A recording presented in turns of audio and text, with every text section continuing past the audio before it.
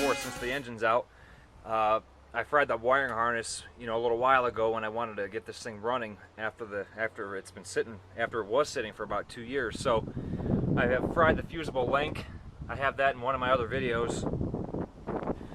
So I pieced in a section of wiring from a junkyard harness that I cut out of a harness and pieced it in.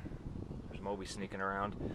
And so now, since the engine's out, it's a lot easier to pull this harness apart and solder in the fried wires, or piece everything back together and replace the wire loom, because this is actually the only piece that was pretty much left of the wire loom.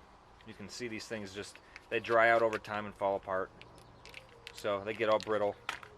So I bought several feet of new wire loom. I soldered in all the fried wires, burnt wires, and just cleaning everything up.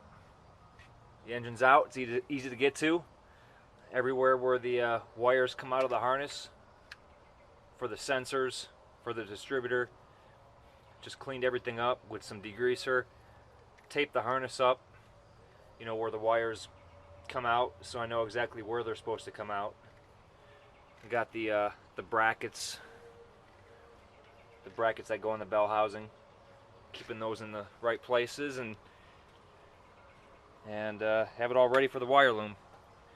So I'm going to go ahead and put this wire loom on and kind of wrap things up under the hood here. Everything will be done, ready for the motor, pretty much except for installing the heater right there. I'm still looking for those parts. So I should be able to get that in though without any problem once the motor's in. But this is really the major thing I need to do, is just finish the wiring under the hood here and fix it since the motor's out. So I'm going to go ahead and get the wire loom on, and I'll show you what it looks like when it's done. Alright, well, I got the harness all wrapped up with the new wire loom.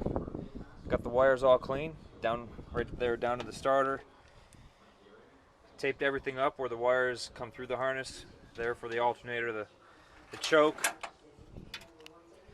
and all the sensors and oil pressure, distributor, temp, and that's about it. Put the brackets back on it there for the bell housing. Clean the wires going up to the block up there. New fusible link. Everything's all soldered into place.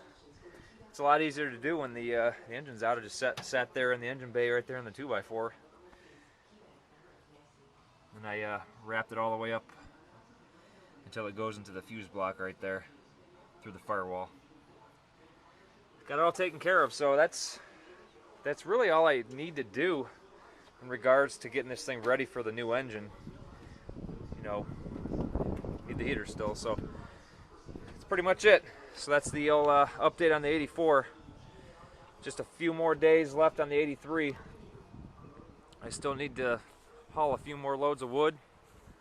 They're just sitting here, and since the 84 is pretty much ready for the engine from the 83, I'm going to start pulling the 78 apart. All the interior is gutted, and got to pull the steering column out of it, and I'm going to start, if not tonight, pulling apart the engine bay here so I can get this 403 out of here. Since this core support is rotted out, I have a sawzall, and I'm literally just going to hack this core support right here and right here and pull the whole front of the core support out, so the engine's a lot easier to pull. Just trying to make things easier since this car's going to the scrapper. So time to start getting going on this thing, so I can bring the 79 Calais home and start taking that one apart so I can get this 403 into that car.